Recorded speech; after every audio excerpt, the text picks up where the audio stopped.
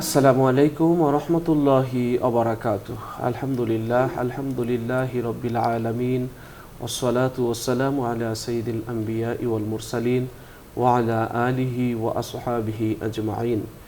সুপ্রিয় দর্শক শ্রোতা, সকলকে আন্তরিক প্রীতি ও শুভেচ্ছা জানিয়ে শুরু করছি আজকের অনুষ্ঠান। যারা দেশে আছেন যারা প্রবাসে, বিশ্বের যে যেখান থেকে আপনাদের প্রিয় অনুষ্ঠান আলোকিত প্রতিদিন দেখছেন, আশা করছি ভালো আছেন, সুস্থ আছেন, নিরাপদে আছেন। দর্শক, আজ আমরা অতিথি হিসেবে আমন্ত্রণ জানিয়েছি একজন বিশিষ্ট ইসলামী চিন্তাবিদকে। আজ আমাদের সাথে আছেন বাইয়েনা মানব উন্নয়ন কেন্দ্রের সম্মানিত রেক্টর, বিশিষ্ট ইসলামী চিন্তাবিদ ডক্টর মোহাম্মদ মোস্তাফিজুর রহমান ফয়সাল। আসসালামু আলাইকুম রহমতুল্লাহ। ওয়ালাইকুম আসসালাম রহমতুল্লাহি ওয়া বারাকাতুহু। মোহতারাম, কেমন আছেন? আলহামদুলিল্লাহ, ভালো আছেন? আলহামদুলিল্লাহ, ভালো আছি। দর্শক, আজ আমরা যে বিষয়টি নিয়ে আলোচনা করব সেটি হচ্ছে নামাজে মনোযোগ রক্ষা করা। খুব গুরুত্বপূর্ণ একটি বিষয়। শয়তান মানুষকে পাপ এবং পতনের দিকে নিয়ে যায়। আল্লাহর সতর্কবাণীতে আল্লাহ তাআলা বলেছেন, আমি আশ্রয় চাচ্ছি আত্মগোপনকারী কুমন্ত্রণাদাতার অনিষ্ট থেকে, যে মানুষকে কুমন্ত্রণা দেয় মানুষের অন্তরে, জিনের মধ্যে থেকে অথবা মানুষের মধ্য থেকেও। সূরা নাস 1 থেকে 6 নং আয়াত। শয়তানের শক্তি এমন যে সে সম্পর্কে সতর্ক করে। এই শয়তান সম্পর্কে প্রিয় নবীজি সাল্লাল্লাহু আলাইহি ওয়াসাল্লাম সতর্ক করে বলেছেন যে শয়তান মানবদেহে রক্ত প্রবাহের ন্যায় শিরা উপশিরায় চলাচল করে, বুখারী এবং মুসলিম শরীফ। তো এই শয়তান থেকে আমাদেরকে বাঁচতে হবে এবং আল্লাহর কাছে আশ্রয় চাইতে হবে।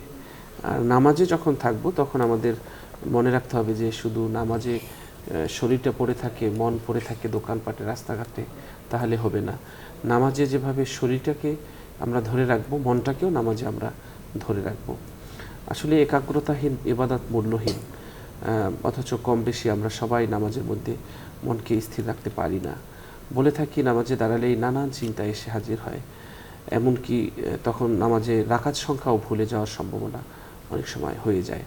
শয়তান সবসময় আমাদের ইবাদতে প্রতিবন্ধকতা তৈরি করে রাখে, তাই এমনটা হয়ে থাকে। তাই আমাদের সকলকে নামাজে মনোযোগী হতে হবে, শয়তান থেকে বাঁচার জন্য আল্লাহর কাছে আশ্রয় চাইতে হবে।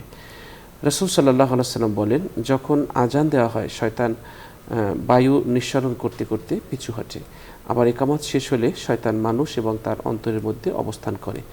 শেষ পর্যন্ত লোকটি ভুলে যায় সে 3 রাকাত না 4 রাকাত পড়ল, বুখারী এবং মুসলিম। ইবাদতে আমাদের নিবেদিত হওয়ার যে শিক্ষা দিয়েছেন আল্লাহ তাআলা, সেটা আমাদের ধারণ করতে হবে। আল্লাহ তাআলা বলেছেন যে, বলো আমার নামাজ, আমার কুরবানি, আমার জীবন মরণ সব কিছুই বিশ্ব প্রতিপালক আল্লাহর জন্যই। আল্লাহ তাআলা আমাদেরকে নামাজ সেভাবে পড়ার তৌফিক দান করুন যেভাবে রাসূল সাল্লাল্লাহু আলাইহি ওয়াসাল্লাম ইবাদত করতেন, নামাজ পড়তেন। দর্শক, চলুন আমরা আজকের নামাজে মনোযোগ রক্ষা করা বিষয়টি নিয়ে আলোচনা শুনছি আজকের অতিথির কাছ থেকে। জি মুহতারাম। নাহমাদু ওয়া নুসাল্লি আলা রাসূলিহিল কারীম, আম্মা বা'দ। ফাউযু বিল্লাহি মিনাশ শাইতানির রাজীম। বিসমিল্লাহির রহমানির রহিম। ফাওয়াইলুল লিল মুসাল্লিন আল্লাযীনা হুম আন সালাতিহিম সাহুন। আসলে আমরা দেখি দুনিয়ার যে কোনো কাজের ক্ষেত্রে সত্যিকারের উদ্দেশ্য এবং চেতনা যদি ভিতরে না থাকে, তাহলে কোনো কাজেই মানুষ কায়েম থাকতে পারে না, দায়েম থাকতে পারে না, অর্থাৎ স্থির থাকতে পারে না। একটা পর্যায়ে তার কাছে বোরিং লাগে। এমনকি যারা খেলাধুলা করে তাদেরও একটা পর্যায়ে যদি ডেডিকেশন না থাকে ভিতরে, খেলাধুলাটা একটা পর্যায়ে বোরিং লাগবে। অন্য যে কোনো কাজের ক্ষেত্রে এটা হয়ে থাকে। তো এই বোরিং লাগাটা স্বাভাবিক। আমি একটা জীবন বৃত্তান্ত লিখতেছি, আপনি একটা জীবন বৃত্তান্ত লিখলেন, তো মানুষ লেখে কি যে সে এটা পাস করছে, ওটা পাস করছে, এই রেজাল্ট, ওই রেজাল্ট, এই রেজাল্ট। এখানে কখনো এভাবে এটা লেখার সুযোগ নাই যে আমি এসএসসি পাস করতে আমার এত বছর লাগছে, আমার আর্থিক অবস্থা এত খারাপ ছিল, মা বাবার অবস্থা এত খারাপ ছিল, এবং সেই সময় আমার এই কষ্টটা আমার জীবনের মধ্য দিয়ে গেছে। মানুষ তো শুধু রেজাল্টটা দেখতেছে আর আমার এই কষ্ট গেছে। তো জীবন বৃত্তান্তে এত কথা লেখার কোনো সুযোগ নেই। সে চাকরি করতে গেছে, সেখানেও তারা দেখবে রেজাল্ট, সে বলে যে আমি এত কষ্ট করছি, রেজাল্টটা পাইছি এরকম 3/5, সিজিপিএ পাইছি 3, কিন্তু আমার কষ্ট হয়েছে অনেক। অথবা আউট অফ 5-এ 5 পাইছে, সে কোনো কষ্টই করে না, অথবা কষ্ট করছে। নিয়োগকর্তা এই জিনিসগুলো কখনোই বিবেচনায় নেবে না সে কি কষ্ট করছে আর কি করে না, তারা দেখবে আউটপুট কি, রেজাল্ট কি, তোমার অভিজ্ঞতা সে অনুযায়ী বিষয়। কিন্তু দেখেন যে আল্লাহ রাব্বুল আলামিন প্রত্যেকটা জিনিস বিবেচনায় নেন। সেই সালাত আদায় করতে কি কষ্ট করছে, এটা শিখতে তার কি কষ্ট হয়েছে, যত বেশি কষ্ট তার তত বেশি সওয়াব। সালাদটা পড়তে গেছে মসজিদে, মসজিদটা একটু দূরে, আল্লাহ সেটা বিবেচনায় নিয়েছেন, সে কত বেশি কদম হাঁটছে, এবং সেখানে উজু রাখতে তার কষ্ট হচ্ছে, সেটাও আল্লাহ বিবেচনায় নিয়েছেন। আল্লাহ রাব্বুল আলামিন আমাদের এমন রব যিনি প্রত্যেকটা জিনিস বিবেচনায় নেন, এবং কে কত আন্তরিকতার সাথে সালাদটা আদায় করতেছে, আল্লাহর কাজটা করতেছে, সেটা আল্লাহ বিবেচনায় নেন। আমি কতটুকু পরিশ্রম করছি এই কাজটা করার জন্য, আমার কতটুকু আন্তরিকতা, কতটুকু আমি এর পিছনে একাগ্র ছিলাম, আল্লাহর তো আমার মনের খবরটা জানেন। এবং পৃথিবীর সাধারণ বিবেচনায় তারা পরিশ্রমটুকু বিবেচনায় নেয় না, মনের খবর তো অনেক দূরের কথা। আল্লাহ পরিশ্রমটা বিবেচনায় নেন, কষ্টটা বিবেচনায় নেন, এবং কি আমার মনের ভিতরে সে অবস্থা, আমার মনের ভিতরে কতটুকু চেষ্টা ছিল, এবং কি সেই চেষ্টার লেভেলটা কেমন, সেই চেষ্টা করতে গিয়ে আমি পুরা সাকসেস হই নাই, সেটাও আল্লাহ বিবেচনায় নেন। এবং সেই চেষ্টা করতে গিয়ে সে যদি তার শারীরিক সক্ষমতায় অনেক কিছু করতে নাও পারে, তাও আল্লাহ তাকে মাফ করে দেন, তার ভিতরটা আল্লাহ দেখেন। তো এই জন্য আমরা যেটা বলছি যে সালাতের ক্ষেত্রে, সব ইবাদতের ক্ষেত্রে কিন্তু কথাটা সত্য, সব ইবাদতের ক্ষেত্রে, সব কাজের ক্ষেত্রেই এই ভিতরের একাগ্রতাটা, একান্ত মন থেকে করাটা, এটা সত্য।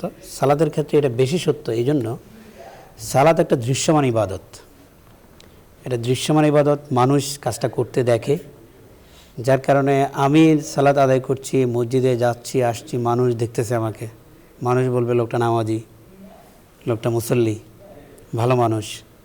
কিন্তু আমার মনের খবরটা তো আল্লাহই ভালো জানেন।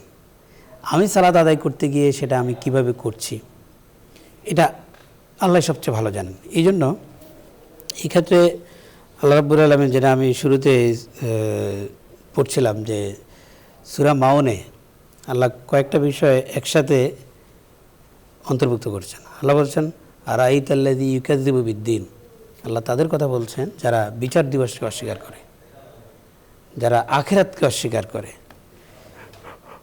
ওই জায়গায় তাদের পাশাপাশি বলছেন ফাযালিকাল্লাযী ইয়াদউল ইয়াতীম, যারা এতিমকে গলা ধাক্কা দেয়, এতিমকে তার প্রাপ্য পাওনা দেয় না, দিতে নিরুৎসাহিত করে।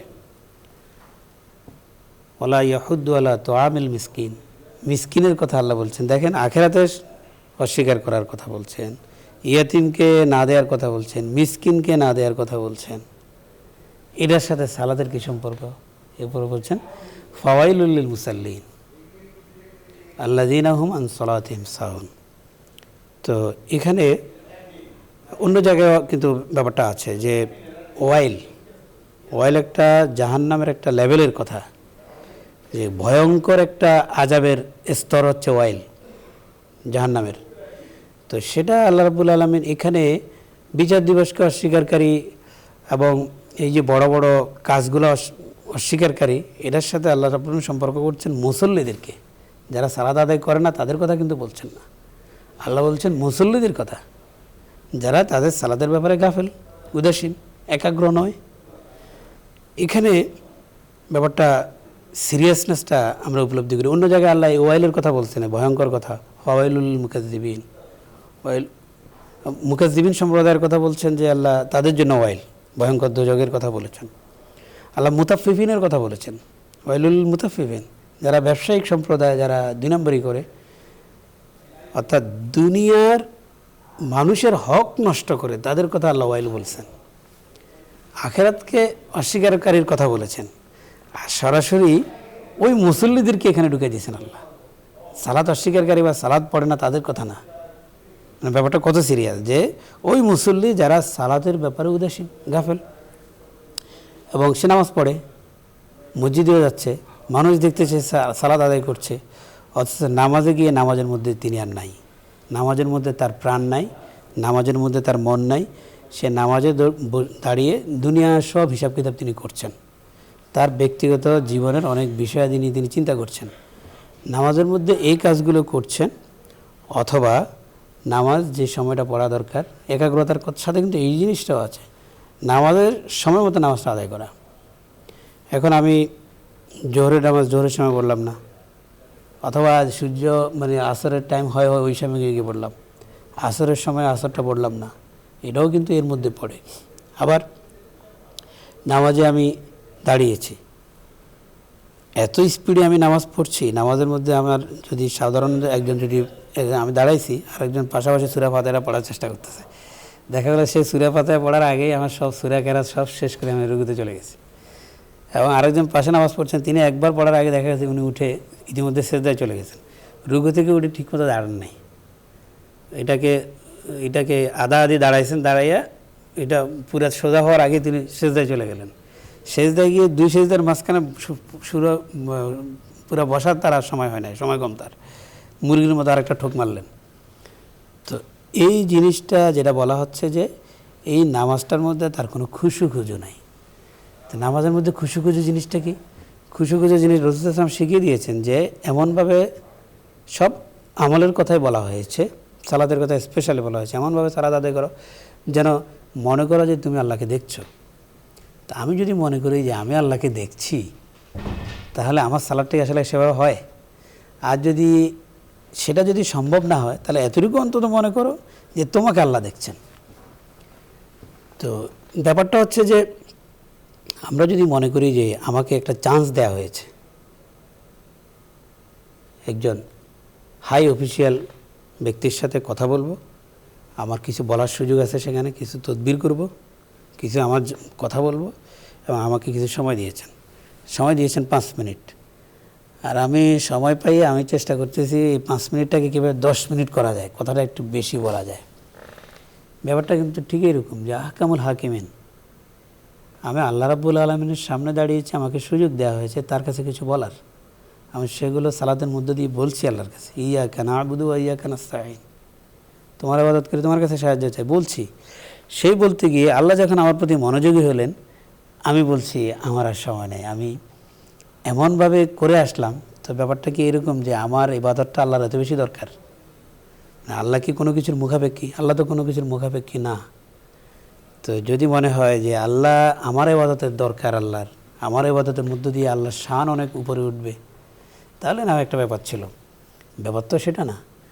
পৃথিবীর সমস্ত নেজামের মধ্যে এটা আছে যে আমি দুইজনকে নিয়ে কথা বলেছি, টোটাল 5 মিনিট সময়, দেখা গেল একজনের জন্য আমি 3 মিনিট সময় দিয়েছি, আরেকজনের জন্য 2 মিনিট সময় দিয়েছি। সেখানে যে 3 মিনিট সময় যার জন্য কথা বলেছি, তিনি মনে করেন যে তাকে বেশি অগ্রাধিকার দেওয়া হয়েছে, যার জন্য 2 মিনিট সময় কথা বলা হয়েছে তিনি অপমান বোধ করেন সাধারণভাবে।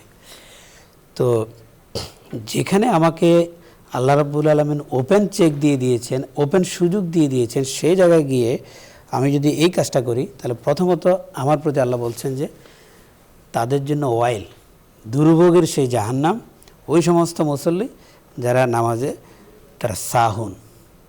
এটার অনেক ব্যাখ্যা হয় সাহুনের। তো এই কথাটাতে যাওয়ার আগে আরও দুই একটা কথা আমরা বলবো। আল্লাহ রাব্বুল আলামিন যেখানে অন্য জায়গায় বলছেন কুল ইন্না সলাতি ওয়া নুসুকি ওয়া মাহিয়ায়া ওয়া মামাতি লিল্লাহি রাব্বিল আলামিন, একজন ডেডিকেটেড বান্দা যিনি আল্লাহর কাছে সার্বিক অর্থে আত্মসমর্পণ করেছেন, তাকে আল্লাহ শিখিয়ে দিয়েছেন যে আমার সালাত, আমার কোরবানি, আমার জীবন, আমার মৃত্যু সব কিছু আল্লাহর জন্য। জীবন এবং মৃত্যু, হায়াত এবং মৌত অনেক বড় জিনিস। সে জায়গায় সাধারণভাবে পড়তে গেলে মনে হয় যে হায়াত এবং মৌত আগে বলা উচিত ছিল মনে হয়, কিন্তু আল্লাহ আগে বলেছেন সালাতের কথা, তারপর হচ্ছে নুসুকি, তারপর মাহিয়া মামাতি, জীবন এবং মৃত্যুরও আগে আল্লাহ উল্লেখ করেছেন সালাতের কথা। এত গুরুত্বপূর্ণ যে জিনিসটা, সেই জিনিসটা আমি গেলাম শেষ পর্যন্ত, সালাত আদায় করলাম, আদায় করতে গিয়ে আমি সালাতের মধ্যে থাকলাম না, তাহলে এই সালাতের কথা বলা হয়েছে, হাদিসে আসছে এই সালাত ওই মুসল্লির মুখে আল্লাহ ছুড়ে দেন যে এই সালাত আমার দরকার নেই। তাহলে এত গুরুত্বপূর্ণ একটা জিনিস আমরা পড়ার সময় একাগ্র হই না। আমি আমার সন্তানকে বলছি যে নামাজ পড়ো, খুব চাপাচাপি। এখন দেখা গেলো যে আমার সন্তান গিয়ে নামাজ দাঁড়ালে আমি খুশি, ছেলের বাবাও খুশি, মাও খুশি, ছেলে নামাজ পড়তেছে। এখন সে চাপে পড়ে গিয়ে নামাজও দাঁড়াইছে, নামাজ পড়ছে, উজু করছে কিনা ঠিক মতো এটা হয়তো আমি দেখলাম না। আচ্ছা রুজুও করছে, নামাজ দাঁড়াইছে, খুব টপাটপ নামাজটা পড়ে শেষ করলো, বাবাও খুশি মাও খুশি, আর ছেলেও মনে বলতেছে বাবার জন্য নামাজ পড়লাম, মায়ের জন্য নামাজ পড়লাম, নামাজটা আদায় করে দিয়েছে, শেষ। আসলে তো ব্যাপারটা তা না, ব্যাপারটা আমার তো সন্তানকেও সেটা শিখাইতে হবে। সে সালাত পড়তেছে তার জন্য, আমার জন্য না। একজন, এটা গল্প আছে এরকম যে ছেলে ডাক্তার হতে চায় নাই, বাবা মায়ের চাপে বেড়া ডাক্তার হয়েছে, এখন অপারেশনের সময় ছুরি চালাচ্ছে, বলে এটা বাবার জন্য, এটা পায়ের যেটা ছুরি চালাচ্ছে, আমি তো ডাক্তার হতে চাই নাই, সে মন থেকে এটা চায় নাই, তার ভিতরে এটা নাই।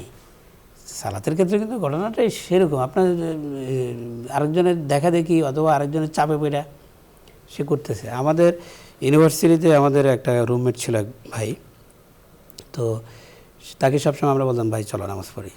তো লজ্জায় পড়ে সে আমাদের সাথে প্রতিদিন যেত, মসজিদে যেত। একদিন বলে যে দোস্ত আমি তো আসলে তোমাদের লজ্জায় পড়ে আমি তোমাদের সাথে যাই, তোমরা এখানে কি করো কি পড়ো আমি কিচ্ছু জানি না, আমি তোমাদেরকে শুধু ফলো করি, কোনো কারণে যদি তোমরা একটু আগে পরে হয়ে যাও তাহলে কিন্তু আমার অসুবিধা হয়ে যায়, কারণ আমি কিন্তু হিসাব ঠিক রাখতে পারি না, আর তোমরা কী করো এটা আমি বুঝি না। তো জিজ্ঞেস করলাম কেন তুমি ছোটোবেলায় মুক্তবে যাও নাই, বা তোমার না এগুলো যাই নাই, কোরআন শরীফ না আমার মা বাবা এগুলো পড়ে না বা পড়া হয়নি, আমরা এগুলো নিয়ে তো আমাদের পরিবারে এগুলো নাই। তো দেখা যাচ্ছে সে লজ্জায় পড়ে আমাদের সাথে পড়তেছে, সে মুখ থেকে বলছে এই কারণে হয়তো একটা সুযোগ হয়েছে তাকে, ঠিক আছে আমরা শিখাই, বা তার মধ্যে একটা ফিলিংস তৈরি হয়েছে যে না এটা আমার করা দরকার। আদারওয়াইজ যদি আমি লোক দেখানো এই কাজটা করি, তো সে জায়গায় আমি এমন একটা কাজ নিয়ে আমি হাসি তামাশা করতেছি, এমন একটা খেল তামাশা করতেছি যেটার হিসাব কিয়ামতের দিন প্রথমে নেওয়া হবে, সিরিয়াস একটা ব্যাপার। অথচ এটাকে আমি এমনভাবে করতেছি যে কাজটা আদৌ আমি নিজের কাছে যদি ধরি আমি নিজের কাছে পরিষ্কার হব না। তো 5টা পিলারের মধ্যে একটা পিলার বলা হচ্ছে সালাত, 5টা স্তম্ভের মধ্যে। প্রত্যেকটা স্তম্ভ যেটা দৃশ্যমান, এই স্তম্ভের পিছনে কিন্তু নিচে কিন্তু ভিত আছে আরেকটা, এটাকে কিন্তু স্তম্ভই বলা হয়েছে। ভিতটা হচ্ছে একাগ্রতা, এখলাস, নিয়ত। তো এটা এই জন্য জরুরি, আমরা যদি একটা জিনিস উপর থেকে ছেড়ে দিই, এটা পৃথিবী কিন্তু নিরপেক্ষ, একটা ভারী জিনিস কম তুলনামূলক হালকা জিনিস একসাথে ছেড়ে দেওয়া হলে দুটো একসাথেই কিন্তু মাটিতে পড়বে, পৃথিবী নিরপেক্ষভাবে তাকে টানে। কিন্তু একটা ঈগল যখন ডাইভ দেয় উপর থেকে, ঈগলের সাথে একটা জিনিস আপনি ছেড়ে দিয়েছেন, ওটা পড়তেছে, আর একটা ঈগল ডাইভ দিয়েছে নিচের দিকে, তার স্পিডটা অনেক বেশি হবে, অনেক বেশি স্পিডে সে নিচের দিকে নামবে। এই স্পিডটা হচ্ছে এখলাস, মানে একাগ্রতা। একটা ছোট্ট একটা লোহার টুকরা আপনি যত জোরেই ছুঁড়ে মারেন, আমার এখানে হয়তো সামান্য অনুভূতি হবে আপনি একটা জিনিস মারছেন, আর সেই টুকরাটা যখন একটা বুলেট বন্দুকের ভিতর ঢুকে মারা হয়, সে সব ছিঁড়ে নিয়ে চলে যায়, সেম জিনিস। কিন্তু এটা গতি এত বেশি, এই গতিটা ভরে রূপান্তর হয়, ওজন হয়ে যায়। আমলের ক্ষেত্রে, সালাতের ক্ষেত্রেও একাগ্রতাটা হচ্ছে এরকম একটা জিনিস। সেম জিনিস 2 রাকাত আরেকজন পড়তেছে, আমি পড়তেছি, আমার সালাতের মধ্যে একাগ্রতা নেই, আমি দুনিয়া এদিকে ওদিকে ঘুরতেছি সালাতের মধ্যে, আরেকজন খুব একাগ্রতার সাথে সালাতটা আদায় করছে। তাহলে তার 2 রাকাতের যে ওজন আর আমার 2 রাকাতের যে ওজন, এটা দেখা যাবে যে গায়ে লাগবে না। আর তার 2 রাকাতের ওজন এত বেশি, কারণ হচ্ছে সে সালাতের মধ্যে একাগ্র ছিল, যেটাকে আমরা খুজু বলি। এই জন্য এটা অনেক বেশি গুরুত্বপূর্ণ। রাসূল সাল্লাল্লাহু আলাইহি ওয়াসাল্লাম বলেছেন যে তোমরা আমাকে যেভাবে নামাজ পড়তে দেখেছো, আদায় করতে দেখেছো, তোমরা সেভাবে সালাতটা আদায় করো। এবং কখনো কখনো দেখা গেছে যে সালাতটা যখন আদায় করা হতো, তো তাদের দেখে অথবা তাদের অনুভূতির মধ্যে এমনটা থাকতো যে তারা এই মুহূর্তে এই জায়গায় তারা নাই, তাদের ধীরস্থিরতাটা এমনভাবে থাকতো। তো এখন যিনি সালাতের মধ্যে যিনি অস্থির হচ্ছেন, তিনি আলটিমেটলি যে কাজটি করছেন, তিনি সালাতে ঢুকার পরে কিন্তু সালাত থেকে তিনি বের হয়ে যাচ্ছেন, যেটাকে আমরা মেরাজ বলছি, আল্লাহর সাথে সাক্ষাৎ। রাসূল সাল্লাল্লাহু আলাইহি ওয়াসাল্লাম যখন মেরাজে গেছেন, মেরাজে গিয়ে সালাতটা আনছেন। হযরত মূসা আলাইহিস সালাম যখন মেরাজে গেছেন তুর পাহাড়ে, আল্লাহর সাথে দেখা করলেন, আল্লাহ প্রথম কি বললেন, ইন্নী আনাল্লাহ। আগুন দেখে তিনি তো ভয় পাচ্ছিলেন, তা ওখান থেকে আওয়াজ আসলো এটা আগুন না, নিশ্চিতভাবে আমি বলছি আমি আল্লাহ। তা আল্লাহ বলে তিনি, আল্লাহ কি বললেন, লা ইলাহা ইল্লা আনা ফা'বুদুনি। তো ইবাদতের কথা বললেন, আল্লাহ এক, ইবাদতের কথা বললেন, নিজের পরিচয় দিলেন আমি আল্লাহ, ইবাদত করবা। মানে রাসূল মুসা আলাইহিস সালাম প্রথম সাক্ষাৎ, আল্লাহ নিজের পরিচয় দিলেন, পরিচয় দিয়ে ইবাদতের কথা বললেন। ইবাদতটা কি? ওয়া আকিমুস সালাতা লিযিকরি, সালাতটা আদায় কায়েম করবা। কেন? লিযিকরি, আল্লাহর শরণার্থে। তাহলে সালাতটা যদি, সেখানেও কিন্তু সালাত কায়েমের কথা বলছেন আল্লাহ, কখন? মুসা আলাইহিস সালাম, সেই কোন সময়? আর বলছেন লিযিকরি, সালাতটা হচ্ছে আল্লাহ জিকিরের জন্য, আল্লাহকে স্মরণের জন্য। তা আমি সালাতে দাঁড়াইছি, আল্লাহ আমার সামনে নাই, আল্লাহ আমার মাথায় নাই, আল্লাহ আমার ব্রেইনে নাই, আল্লাহ আমাকে দেখছে সেটাও আমার মাথায় নাই, আমি করতেছি অন্য কিছু। তাহলে তো আমি তামাশা করতেছি সালাত নিয়ে।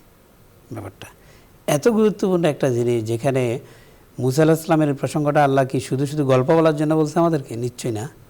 সালাদটা যে এত গুরুত্বপূর্ণ, মুসা আলাইহিস সালাম আল্লাহর সাথে সাক্ষাৎ করতে গেছেন, ব্যাপারটাকে একটু আকর্ষণীয় করে তুলছেন, একটা দুইটা শব্দে আগুন দেখে তিনি গেছেন।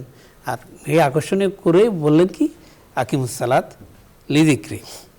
তো এখন আমরা মূল যে ফাউন্ডেশনের যে জায়গাটা, সেই জায়গাটায় এসে বেশিরভাগ ক্ষেত্রেই আমরা মনোযোগী হতে পারি না।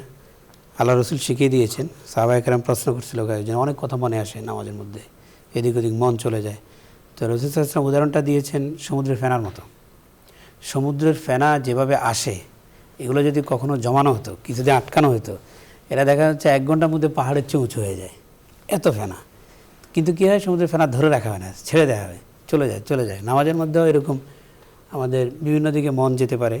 আল্লাহ রসুল বলছেন, আসলে সাথে সাথে ছেড়ে দেবা, এটা ছেড়ে দিয়ে আবার মনোযোগী হবা, আবার আসবে, আবার ছেড়ে দেবা, আবার মনোযোগী হবা। এটা যদি না হয়ে একটা মনে আসছে, সেটা ধরলাম, আমি ধরে এটা নিয়ে ভাবতে শুরু করলাম, ভাবার সাথে সাথে কিন্তু ওটা চেইন, শয়তান কিন্তু রেডি থাকে, এবং চেইন আরেকটা শয়তান সেখানে সাথে সাথে ঢুকে দেয়, একটার সাথে একটা ইন্টারকানেক্টেড হয়। এবং এরপরে 2 রাকাত পড়ার পরে 3 রাকাত পড়ার পরে মনে হয় যে 3 রাকাত পড়লাম না, 4 রাকাত পড়লাম, আরেক ওয়াসওয়াসা তৈরি করে দেওয়া হয়। তো এই জন্য প্রথম কথা হচ্ছে যে সালাতের মধ্যে কোনোভাবেই কোনো চিন্তা আসলে এটা স্থান দেওয়া যাবে না। চিন্তা আসবেই, আসাটা স্বাভাবিক, যেহেতু আমরা মানুষ, স্থান দেওয়া যাবে না। দ্বিতীয় হচ্ছে আমরা যারা আলেম না, তাদের ক্ষেত্রে এটা বেশি দরকার। আলেম যারা, তারা তো যখন যে সূরায় পড়েন, তারা সেই সূরার অর্থটা তার মধ্যে আসে, তখন তার মনোযোগটা খুব সহজ হয়, যে আমি যে আয়াতটা তেলাওয়াত করছি, এই আয়াতের ভিতর তখন ঢুকে যাওয়া হয়, অর্থের দিকে খেয়াল হয়, তখন সালাদের মধ্যে মনোযোগটা থাকে।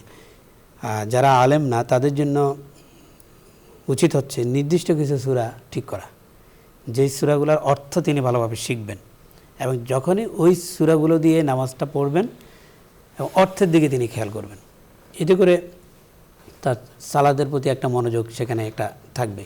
দ্বিতীয় হচ্ছে ওই আবেগটা তাকে অবশ্যই আনতে হবে, ওই আবেগটা আনতে হবে। দেশের প্রধানমন্ত্রী, প্রেসিডেন্ট নয়, এই দুনিয়ার রাজাও নয়, কোনো ফেরেশতাও নয়, পৃথিবীর কোনো মাখলুক বা সবচেয়ে ক্ষমতাধর মানুষও নয়, আমার স্রষ্টা সবচেয়ে ক্ষমতাবান, যিনি এই মুহূর্তে চাইলে এই মুহূর্তে যা চান তাই করে দিতে পারেন, তার সামনে আমি দাঁড়িয়েছি। এই চিন্তা থেকে যখন আবেগটা নিয়ে আসার চেষ্টা করা হবে, এই আবেগ নিয়ে যখন মানুষ দাঁড়াবে, তখন তার সালাতের প্রতি মনোযোগটা আসবে। আর ফরজ নামাজ যদি জামাতে আদায় করা হয়, সেক্ষেত্রে সাধারণত মনোযোগ নষ্ট কম হয়। আর নফল নামাজগুলো বেশি বেশি যদি ঘরে পড়া হয়, তাহলে ঘরের মধ্যে একটা প্রাণ আসবে, সন্তানাদি যারা আছে তারাও সালাতের ব্যাপারে শিখবে। দ্বিতীয় হচ্ছে এখানে একটা প্র্যাকটিসের সুযোগ হবে, মানে ঘরের পরিবেশে থেকে যিনি নামাজে মনোযোগী হতে পারবেন, তিনি বাইরেগুলো মনোযোগী থাকতে পারবেন। এই প্র্যাকটিসটা নফল নামাজ দিয়ে আমাদের ঘরে করতে হবে। তো এখানে আমাদের ইসলামের বিষয়গুলো যত না বেশি বাহ্যিক, তার চেয়ে বেশি জিনিস হচ্ছে আভ্যন্তরীণ। সব ক্ষেত্রে আপনি যদি দান খয়রাতের কথা বলেন, তো সেখানে বলা হয়েছে যে লোক দেখানো দান যিনি করেছেন, তিনি দানটাই করলেন, মানুষ তাকে দানবীর বলবে, এটা সে দুনিয়াতে পেয়ে গেছে, আখিরাতে বলবে যে তুমি যা চাইছো সেটা দুনিয়াতে হয়ে গেছে, এখানে আমার কাছে আর কিছু চাইতে যাও না। তো দানের কথা কি বলা হয়েছে? একান্ত আল্লাহকে খুশি করার জন্য ডান হাতে দান করবে, বাম হাতে টের পাবে না। তো সালাতের ক্ষেত্রেও ঠিক এই প্র্যাকটিসটা আসলে এই জন্যই আনতে হবে যে আমি কোনো লোক দেখানো কোনো কাজ করছি না, এবং সেটা যদি দৃশ্যমান আমলের ক্ষেত্রে, যে রোজার ক্ষেত্রে এটা অনেক সময় হয় না, রোজা দেখানো না দেখানোর খুব বেশি কিছু থাকে না, কিন্তু সালাতের ক্ষেত্রে প্রদর্শনের অনেকগুলো বিষয় থাকে। আপনি মসজিদে গেলে মানুষ দেখবেই, জামাতে গেলে মানুষ দেখবেই আপনাকে, সুতরাং সেই জায়গায় থেকে এই প্র্যাকটিসটা করা। তো যিনি একবার সাকসেস হয়ে যাবেন, তিনি আশা করা যায় তার দুনিয়ার সকল ক্ষেত্রে এই সফলতাটা তিনি পাবেন। এটা যদি পাওয়া যায়, খুশি খুশি যদি আসে, তাহলে আল্লাহ যেটা বলছেন, ইন্না সালাতা তানহা আনিল ফাহশাই ওয়াল মুনকার, সালাতের মূল উদ্দেশ্য হচ্ছে মানুষকে যাবতীয় অপকর্ম, খারাপ সব কিছু থেকে তাকে হেফাজত করবে। তো এখন যিনি সালাত পড়ছেন তিনি ঘুষও খাচ্ছেন, যিনি সালাত পড়ছেন তিনি সুদের সাথে জড়িত, যিনি সালাত পড়ছেন তিনি মিথ্যা কথা বলছেন, যিনি সালাত আদায় করছেন আবার তিনি অপরের হক নষ্ট করতেছেন। কারণ কি? কারণ হচ্ছে সালাতে খুশি নেই, একাগ্রতা নাই। এই ঠিক একই প্রশ্ন ওই যে মুসা আলাইহিস সালামের কথা বললাম, একই সময় হযরত মুসা আলাইহিস সালামের শ্বশুর শোয়েব আলাইহিস সালাম, শোয়েব আলাইহিস সালামের উম্মত বলছে, এই শোয়েব, তোমার সালাদকে তোমাকে এটা শেখায় যে তুমি আমাদের জীবন পদ্ধতি নিয়ে প্রশ্ন উঠাবা? আমরা ওজনে কম দিচ্ছি না বেশি দিচ্ছি, আমরা আরেকজনের হক নষ্ট করতেছি না, এগুলো তোমার দরকার। তুমি মুসলমানের মসজিদে আছে, মসজিদে থাকো, তুমি আমার কাজকর্ম নিয়ে প্রশ্ন উঠাও কেন? তোমার সালাদকে তোমাকে এটা শেখায়? তিনি বলছে, হ্যাঁ, আমার সালাদ এটাই শেখায়, আমার জীবন পদ্ধতি নিয়ে আমাকে প্রশ্ন উঠায়। কারণ আমি সালাদ, আমি মুসল্লি, তাহলে আমি মিথ্যা কথা বলবো না, করতে পারবো না। তো এটা আসলে তখনই অর্জিত হবে যখন সালাতের অনুভূতি নিয়ে সালাদটা আদায় করা হবে। তো এটা যদি হয় তাহলে আমার ফাউন্ডেশনটা ঠিক হবে। আমি বাহ্যিক যে পিলার, স্তম্ভ, এটা আমি সালাত আদায় কায়েমের মধ্য দিয়ে ঠিক রাখতেছি, কিন্তু আমার ফাউন্ডেশন যদি নড়বড় হয়, দুর্বল হয়, তাহলে যে কোনো ঝাপটা এটার সাথে সাথে বেনিশ হয়ে যাবে। সালাতের একাগ্রতার মধ্যে কিন্তু এটাও আছে, যিনি নিয়মিত মুসল্লি, আজকে বেড়াইতে গেছেন, নামাজ পড়তেছেন না, একটা বিয়েতে গেছেন, নামাজ কোন ফাঁকি দিয়ে গেছে তার খবরে নেই, একটা গুরুত্বপূর্ণ কাজে গেছেন, মানুষের খেদমত করতে গেছেন ধরেন, কিন্তু এর মধ্যে নামাজ চলে গেছে, কিন্তু তিনি রেগুলার মুসল্লি, কিন্তু বিশেষ জরুরি কাজে করছেন, নামাজের কোনো কি নেই, খবর নেই। নতুন একটা জায়গায় গেছেন, খবর নেই। বাসে চড়তেছেন, নামাজের ব্যাপারে কোনো পেরেশানি নেই। তাহলে বোঝা গেল আসলে তিনি সালাতের মধ্যে একাগ্র না। এক নামাজ পড়ার পরে আরেক নামাজের জন্য ওয়েট করা, মনটা টানা, এটাও একাগ্রতার একটা বৈশিষ্ট্য। এবং নামাজে আগে ভাগে যাওয়া, নামাজের জন্য, পরবর্তী নামাজের জন্য অপেক্ষা করা, এটা নামাজের মধ্যেই শামিল। চমৎকার বলছিলেন মুহতারাম, খুব গুরুত্বপূর্ণ আলোচনা করেছেন। প্রিয় দর্শক শ্রোতা, আসলে নামাজের ব্যাপারে আল্লাহ তাআলা কোরআনুল কারীমের অনেক জায়গায় বলেছেন, কদ আফলাহাল মুমিনুন আল্লাযীনা হুম ফি সলাতিহিম খাশিউন, যে যারা নামাজে তারাই সফলকাম, যারা কদ আফলাহাল মুমিনুন আল্লাযীনা হুম ফি সলাতিহিম খাশিউন, যারা নামাজে বিনয় অবনত। তারপরে এই সূরায় অন্য জায়গায় বলেছেন আল্লাযীনা হুম আলা সালাওয়াতিহিম ইউহাফিজুন, তারাই সফল যারা নামাজকে হেফাজত করে। তো আমরা নামাজকে হেফাজত করব এবং যত্নবান হব। একটি বর্ণনা এসছে যে নামাজ যেভাবে পড়ার কথা সেভাবে যখন নামাজটা পড়া হয়, আদায় করা হয়, তখন এই নামাজটা সূর্যের আলোর মতো আলোকিত হয়ে এটা উপরে উঠে যায়। আর যদি নামাজটা যেভাবে পড়ার সেভাবে যদি একাগ্রতার সাথে পড়া না হয়, তাহলে পুরান ময়লাযুক্ত কাপড়ের মতো এই নামাজটা পেঁচানো হয়। যদি যথাযথভাবে পড়া হয় তাহলে নামাজটা আকাশে সূর্যের আলোর মতো আলোকিত হয়ে উঠে যায় এবং দোয়া করে যায় যে তুমি যেভাবে আমাকে হেফাজত করলে আমি তোমার জন্য দোয়া করছি, কিয়ামত পর্যন্ত আল্লাহ তোমাকে হেফাজত করুন। আর যদি নামাজটা যেভাবে পড়ার সেভাবে না পড়া হয়, তখন পুরানো ময়লাযুক্ত কাপড়ের মতো এটা পেঁচিয়ে নামাজির মুখের উপরে ছুঁড়ে মারা হয়, আর তখন নামাজটা উপরে চলে যায় এবং বলে যায় যে তুমি যেভাবে আমাকে ধ্বংস করলে আল্লাহ তোমাকে ধ্বংস করুন। মৃত্যুর বিছানায় যখন মানুষ পড়ে যায়, তখন নামাজি ব্যক্তি যখন মৃত্যুর বিছানায় পড়ে যায়, তখন মৃত্যুর ফেরেশতারা এসে বলে তোমরা একটা কাজ করো। সর্দার বলে যে তার মাথা শুকো, দেখো কি অবস্থা মাথার। তখন মাথা শুকে বলে যে এর মাথা থেকে কোরআনের ঘ্রাণ আসতেছে। তখন ফেরেশতারা বলে যে ঠিক আছে, তার অন্তর শুকো, দেখো কি অবস্থা। অন্তর শুকে ফেরেশতারা চিৎকার দিয়ে বলে যে অসাধারণ, অসম্ভব সুন্দর ঘ্রাণ তার কলব থেকে, তার অন্তর থেকে সিয়ামের ঘ্রাণ আসতেছে, রোজার ঘ্রাণ আসতেছে। এবার বলে তার পা শুকো, দেখো কি অবস্থা, পা শুকে তারা অবাক হয়ে যায় যে তার পা থেকে 5 ওয়াক্ত নামাজের ঘ্রাণ আসতেছে, তাহাজ্জুদের ঘ্রাণ আসতেছে। তখন ফেরেশতারা আনন্দিত হয়। তো এই যে আমরা এই নামাজটা আসলে যেভাবে পড়ার সেভাবে করেই আমরা পড়ার চেষ্টা করব। নামাজের জন্য ভালোভাবে আমাদের প্রস্তুতি নিতে হবে, তাহলে আমাদের মনোযোগটা বেশি নামাজে থাকবে। তাড়াহুড়া না করা এবং ধীর স্থিরভাবে নামাজটা আমাদের আদায় করতে হবে। মৃত্যুর কথা স্মরণ রাখতে হবে নামাজে, আয়াতের তাৎপর্য অনুধাবন করতে হবে এবং অর্থ বোঝার চেষ্টা করতে হবে। এই নামাজের মধ্যে মধুর সুরে তেলাওয়াত করা এবং থেমে থেমে তেলাওয়াত করা, মনে মনে ধারণা পোষণ করা যে মহান আল্লাহ বান্দার ডাকে সাড়া দিচ্ছেন। হ্যাঁ, মহান আল্লাহ বান্দার ডাকে সাড়া দিচ্ছেন, এটা মনে মনে ভাবতে হবে। নামাজরত অবস্থায় সিজদার স্থানের প্রতি দৃষ্টি রাখতে হবে, কারণ রাসূল সাল্লাল্লাহু আলাইহি ওয়াসাল্লাম বলেছেন হাদিসে কুদসি যে নামাজরত অবস্থায় সিজদার জায়গায় দাঁড়ানো অবস্থায় যতক্ষণ পর্যন্ত ওই ব্যক্তি তাকিয়ে থাকে, আল্লাহ তাআলা তার কুদরতি চেহারা দিয়ে ওই ব্যক্তির দিকে ততক্ষণ পর্যন্ত তাকিয়ে থাকে। যখন সে দৃষ্টিটা ফিরিয়ে নেয়, আল্লাহ তাআলাও তার দৃষ্টিটা বান্দার উপর থেকে ফিরিয়ে নেন। নামাজের তেলাওয়াতের মধ্যে যদি সিজদার আয়াত আসে, তাহলে সেখানে সিজদা করতে হবে। সম্ভব হলে বিভিন্ন নামাজে ভিন্ন ভিন্ন সূরা এবং পড়তে হবে, সূরা পড়তে হবে। এরপরে আল্লাহর কাছে আশ্রয় প্রার্থনা করতে হবে। একাগ্রতার যে গুরুত্ব আছে সেই গুরুত্ব অনুধাবন করার চেষ্টা করতে হবে। এই বিষয়ে কিছু পড়াশোনা করতে হবে। পঠিতব্য বিভিন্ন দোয়া, আমল, এগুলো নামাজের পরে আমাদের পড়তে হবে।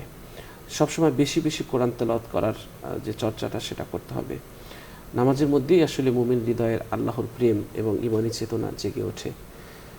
আসলে যারা একাগ্রতার সাথে নামাজ পড়ে তাদের জন্য মনে হয় যে নামাজের মধ্যেই তাদের জন্য রাখা হয়েছে, জায়নামাজের নিচেই রাখা হয়েছে পৃথিবীর সব সুখ শান্তি লুকিয়ে রাখা হয়েছে। এজন্য কবি কাজী নজরুল ইসলাম বলেছিলেন যে মসজিদে ওই সুরে আজান, চল নামাজে চল, দুঃখে পাবি সান্ত্বনা তুই, বক্ষে পাবি বল, ওরে চল নামাজে চল, তুই হাজার কাজের ওসিলাতে নামাজ করিস কাজা, খাজনা তারে দিলি না যে দিন দুনিয়ার রাজা, তারে 5 বার তুই করবি মনে, তাতেও এত ছল, ওরে চল নামাজে চল।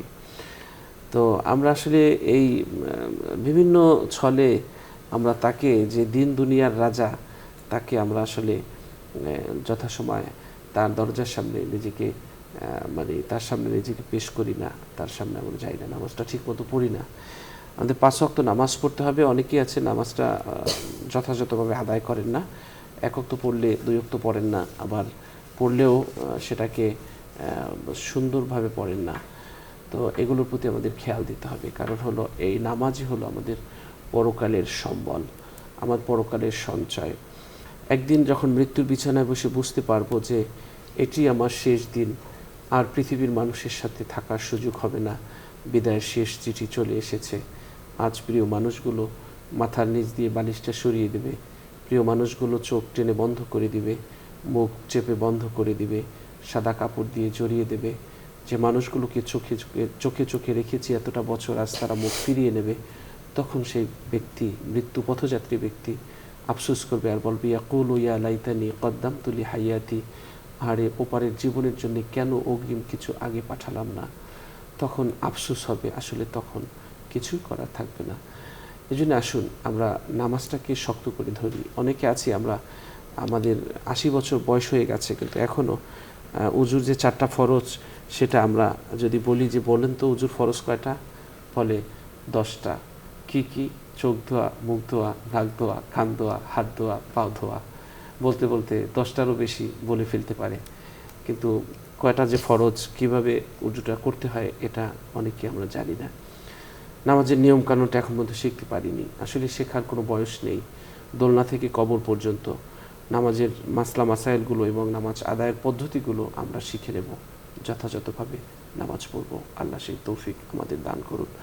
দর্শক, আমরা অনুষ্ঠানের এই পর্যায়ে একটি মোনাজাত করব। আপনারা যে যেখান থেকে আমাদের অনুষ্ঠান শুনছেন, দেখছেন, আপনারাও চাইলে মোনাজাতে শরীক হতে পারবেন। আল্লাহুম্মা সাল্লি আলা সাইয়্যিদিনা ওয়া নাবিয়্যিনা ওয়া শাফিইনা ওয়া হাবিবিনা ওয়া মাওলানা মুহাম্মদ সাল্লাল্লাহু আলাইহি ওয়া আলা আলিহি ওয়া আসহাবিহি ওয়া বারাকা ওয়া সাল্লাম। আল্লাহুম্মা আমিন। ربنا ظلمنا أنفسنا وإن لم تغفر لنا وترحمنا لنكونن من الخاسرين. ربنا آتنا في الدنيا حسنة وفي الآخرة حسنة وقنا عذاب النار. রব্বুল আলামিন, আপনি মহিয়ান গুণিয়ান সর্বশক্তিমান মেহেরবান দয়ালু দাতা। আপনার শাহী দরবারে জীবনের গুনার বোঝা নিয়ে হাত পেতেছি। আপনি জানা অজানা শিরক বিদআত শয়তানের ধোকায় পড়ে নফসের তাড়নায় পড়ে যত ধরনের গুনাহ করে ফেলেছি গো আল্লাহ, আপনি সমস্ত গুনাহ খাতা মাফ করে দিন রব্বুল আলামিন। একদিন এই পৃথিবীতে ছিলাম না, যাচ্ছি আবার একদিন সব মায়ার বন্ধন ছিন্ন করে সব স্মৃতিগুলো মুছে দিয়ে চলে যেতে হবে না ফেরার দেশে। দিনের বেলা যেই কবরের কাছ দিয়া হাঁটতে ভয় লাগে, অমাবস্যার রাতে ওই কবরে কেমন করে একা থাকবো গো আল্লাহ। ওই কবরে আমাদের জন্য সাথীর ব্যবস্থা করে দিও, বাতির ব্যবস্থা করে দিও, কবরটাকে জান্নাতের বাগান বানিয়ে দিও আল্লাহ। আমাদের আয় রোজগারে বরকত দিয়া দিও, যাদের কাজ নাই কাজের ব্যবস্থা করে দিও, যারা অসুস্থ তাদের সুস্থ করে দিও, যারা মিথ্যা মামলা মকদ্দমায় পড়েছে আল্লাহ তাদেরকে মিথ্যা মামলা মকদ্দমা থেকে হেফাজত করিও রব্বুল আলামিন। তোমার কাছে ফরিয়াদ, হায়াতের মধ্যে বরকত দিও, রিজিকের মধ্যে বরকত দিও, সম্পদের মধ্যে বরকত দিও, সম্মানের মধ্যে বরকত দিও, সব কিছুর মধ্যে তোমার রহমত বরকত আল্লাহ দান করে দিও রব্বুল আলামিন। আলোচনা হয়েছে, নামাজে মনোযোগ নেই আল্লাহ। যখন নামাজের মধ্যে দাঁড়াই, কোথা থেকে দুনিয়ার যত ঝামেলা মাথায় এসে জট বাঁধে বুঝতেও পারি না। আল্লাহ তাআলা নামাজটাকে সঠিকভাবে আপনার শরণার্থে আদায় করতে পারি আল্লাহ, সেই তৌফিক আমাদেরকে নসিব করে দিয়েন। নামাজের প্রতি যত্নবান হওয়ার তৌফিক দিয়েন, যেভাবে নামাজটা পড়লে আপনি খুশি হন, আপনার দরবারে কবুল হয়, যেভাবে নামাজ পড়লে আপনি সন্তুষ্ট থাকেন, সেভাবে নামাজ আদায় করার মতো তৌফিক আপনি দান করে দিয়েন। রব্বানা লা তুযিগ কুলুবানা বা'দা ইয হাদাইতানা ওয়া হাব লানা মিন লাদুনকা রাহমাতান ইন্নাকা আনতাল ওয়াহ্হাব। মহিয়ান গরিয়ান সর্বশক্তিমান মেহেরবান দয়ালু দাতা, আপনি নিঃসন্তানীদেরকে সন্তান দান করুন আল্লাহ। যে যেখানে অসুস্থ হয়ে আছে তাদের সুস্থ করে দিন আল্লাহ। আমাদের সকলকে নেক হায়াতে তৈয়বা দান করুন আল্লাহ। বসুন্ধরা গ্রুপ আলোকিত প্রতিদিন অনুষ্ঠানের পৃষ্ঠপোষক চেয়ারম্যান মহোদয়, এই অনুষ্ঠানের পৃষ্ঠপোষক, তাকে নেক হায়াতে তৈয়বা দান করুন আল্লাহ। বসুন্ধরা গ্রুপের সব প্রতিষ্ঠানগুলোকে আপনি কবুল আর মঞ্জুর করুন। সব প্রতিষ্ঠানগুলোর উপর থেকে আল্লাহ বালা মুসিবত বিপদ আপদ আপনি দূর করে দিন। সুবহান রাব্বিকা রব্বিল ইজ্জাতি আম্মা ইয়াসিফুন ওয়া সালামুন আলাল মুরসালিন ওয়ালহামদুলিল্লাহি রাব্বিল আলামিন।